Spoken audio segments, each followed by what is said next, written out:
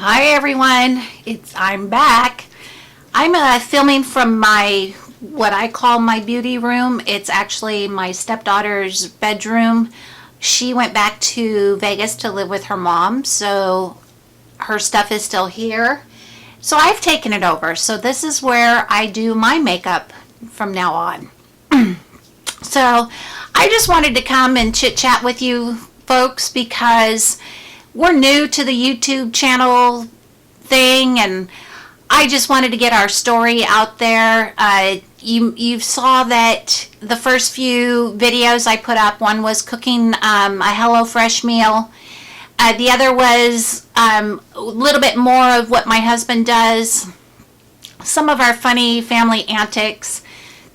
And so I just wanted to give you the reason why I wanted to start the YouTube vlog is because I suffer from depression, and since the age 40 I've experienced some traumatic actually I've experienced some traumatic things in my entire life.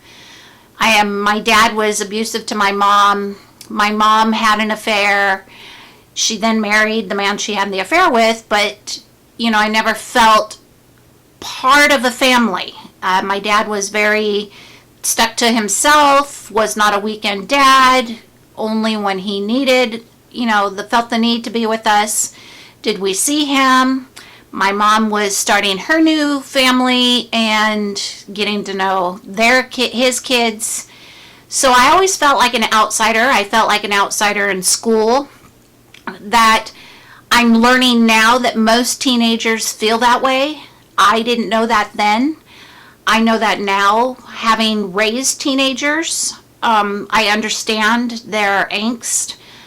I've got to stop using the word anyhow. So I wanted to talk a little bit about the struggles that I've had. So I was a single mom for 13 years. My dad worked with the man I ended up having a child with, his parents. And so I grew up, every time we got transferred, his family got transferred as well. So I grew up with this person. And he swept me off my feet at the age of 19, 20. And I had a baby at age 21. So best thing that ever could have ever happened. I knew he was a bad person. And I think deep down inside I knew it was never going to work out. But I have an incredible blessing. My son is now 28 years old. I love him so much. He has accomplished so much in his life. He has 2 boys of his own. Gavin is 3 and Jackson is 1, or will be 1 next month. I can't wait to see him. So I'm a grandma, or we're grandparents, and my 14-year-old son is an uncle. So last year I have had some weight issues. My weight has always fluctuated up and down. For the most part, most of my life I stayed a size 10, 12 most of my life. And age 40 I shot up to a 16 and then lost all that weight and gained 80 back. So then I shot up to a size 18, 20, hitting a 22 before last year, July 22nd. I weighed 258 pounds the day I had gastric sleeve surgery. And that was 2016, July 22nd, 2016. I weighed 258 pounds. Oh boy. I was entering a size 22. So I've lost 95 pounds since then. I'm back down to a size 10. I hope to get smaller. I'm still not at my goal. I talked a little bit about Isagenix. Here's my shake. It's a nutrition system. It's not a weight loss system, although that is one of the added benefits. It is 2 shake meal replacement, followed by a healthy meal, snacks in between. And after 5 days of shakes, 5 to 10 days of shakes, then a 2-day cleanses the visceral fat. It's a whole system. If you Want to know more about it? Ask me in the comments and I'll get with you about the information for it. It's a wonderful program. I love it. It's easy to put into my day. So today was our bariatric social group. We're going to talk about recipes. We're just starting this group. It's new. So it's just 4 of us consistently right now that have had bariatric, either a sleeve, gastric bypass, or lap band.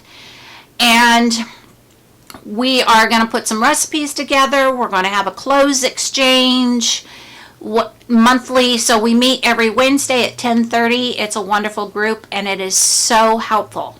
I suggest anybody who has had bariatric surgery get into a support group. If you're in the Santa Clarita area, research bariatric support groups and ours should come up. And so today was that group, and so I'm having my shake, and then I was talking to some of the girls with some of the struggles I was having. And authenticity seems to be one of the biggest things I'm struggling with. I want to be authentic. I want to be true to who I am.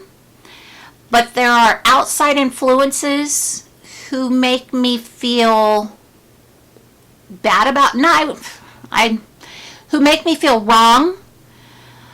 And when I do some things, and I want to change that mindset. I don't want to feel bad. I don't want to feel like I'm walking on eggshells every day. I spent an entire life doing that. I walked on eggshells around my parents. You never knew when that an explosive fight was going to happen. I walked on eggshells around my mother all my life. Never knew what was going to set her off, what was going to please her, what was going to make her unhappy. I walked on eggshells in my professional life, in the corporate world, of course. You have to watch your P's and Q's, and I just really want to be me.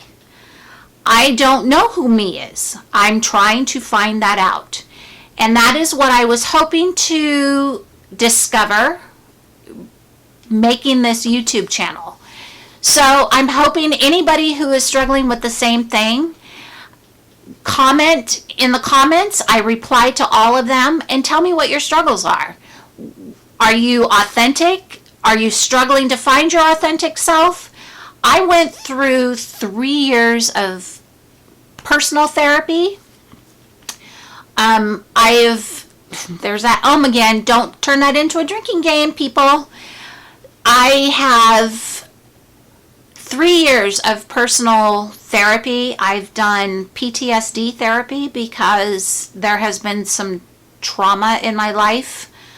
Nothing, no bombs exploding, but verbal explosions.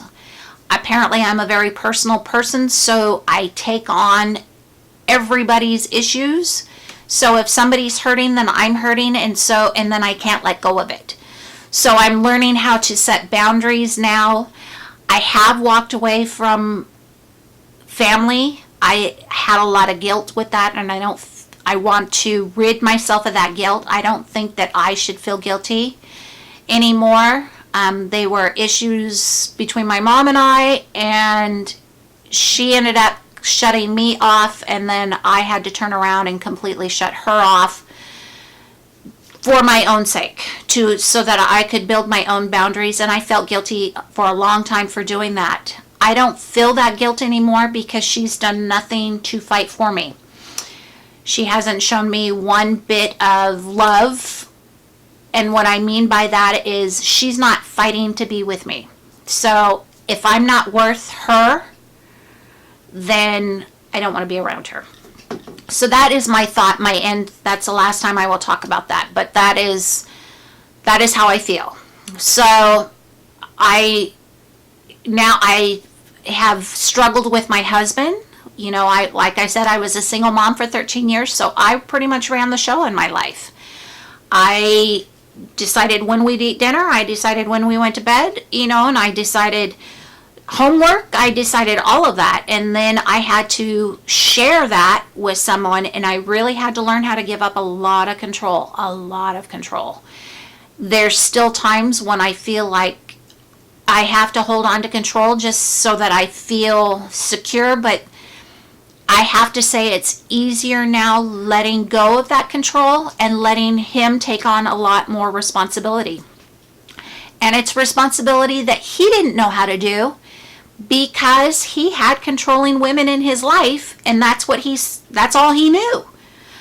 So that our relationship is so much stronger for me just backing off and letting go. Letting go and letting things be has been a blessing. It has turned our world around. I do take medication for the depression. I take antidepressants. I take Lexapro.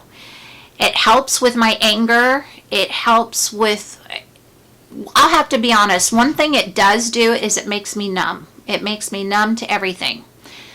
It makes me numb to a person saying bad things. It makes me not feel, I feel, but I don't feel probably as deep as most would. I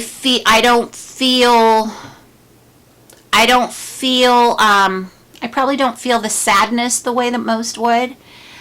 It's not like I don't feel. I feel, I touch and I feel. I just don't here's how a good point to put it. I don't react.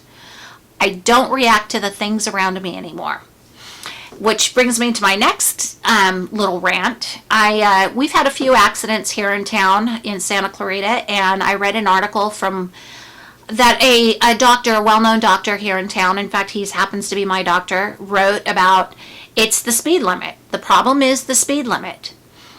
Yes and no. I agree with that to a point, but driving today, I used to get so irritated, and so I would go into a rage if I was behind somebody not paying attention and either being all over in their lane or not keeping up with the traffic and have this and slow down, speed up, slow down, would just throw me into a rage.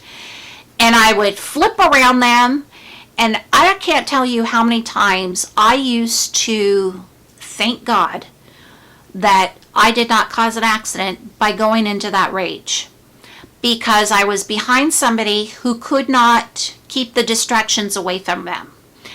So I believe that there are too many distractions. Now, you could probably be watching YouTube and watching this, and somebody behind you is irritated because you're not paying attention to the road.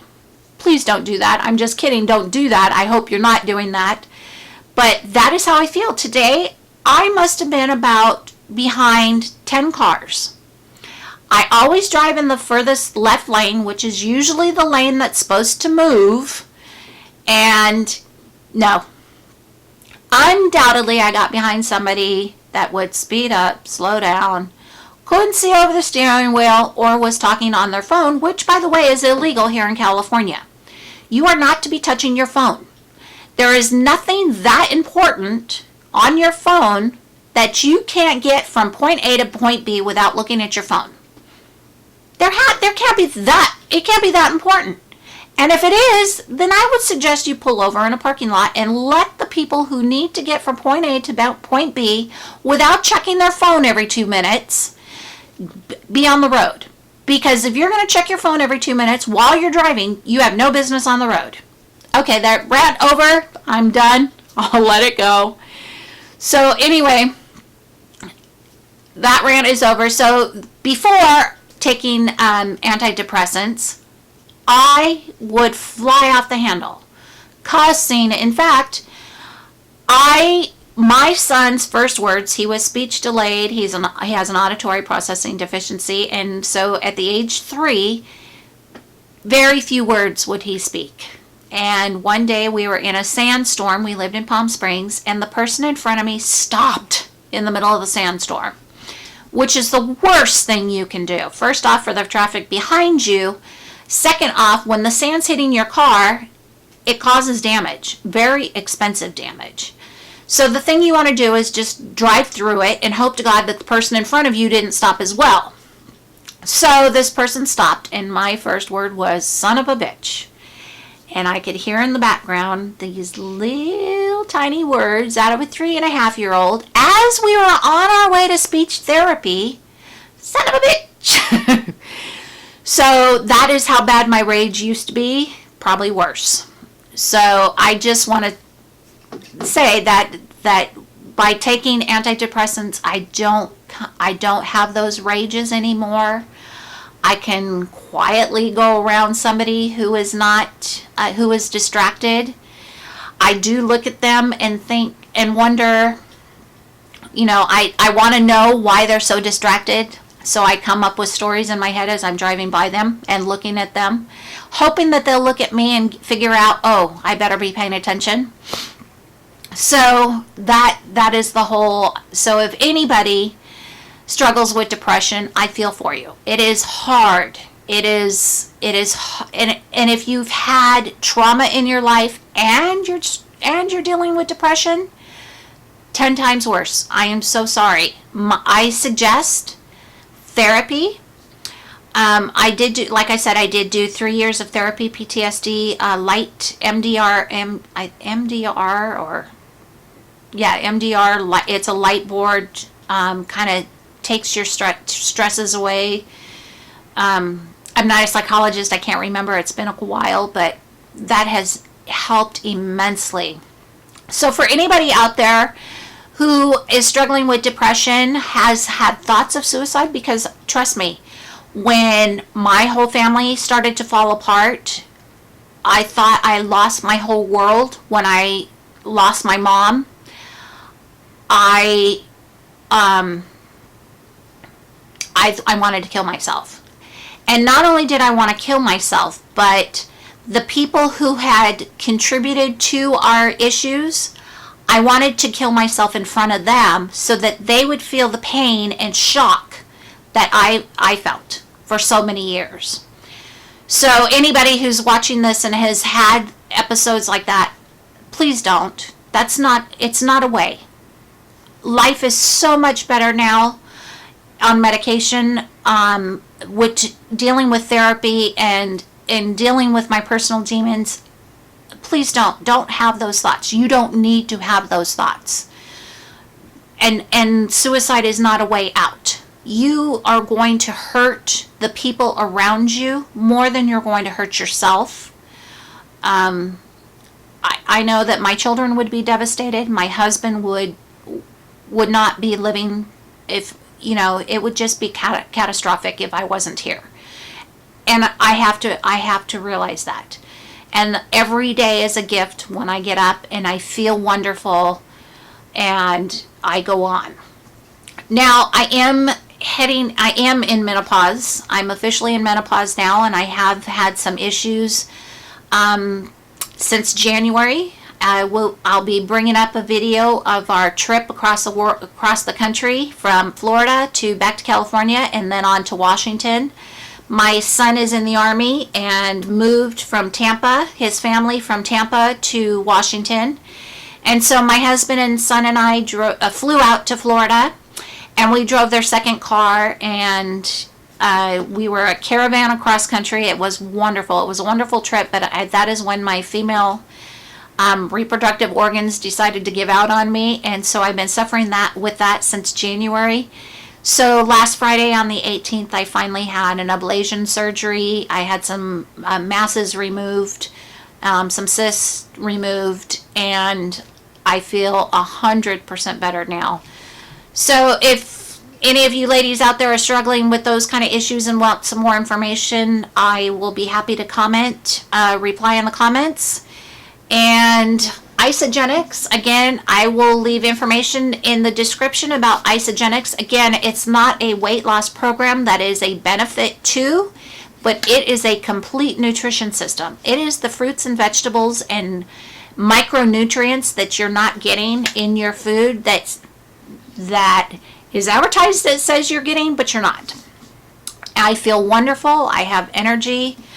It has maintained my weight. I have not been working out for the last month, 2 months, because of the female issues. I have another 10 days and then I can go back to the gym, and I will put up my workout routine. Hopefully my trainer will do some filming as well, because it's kind of a CrossFit.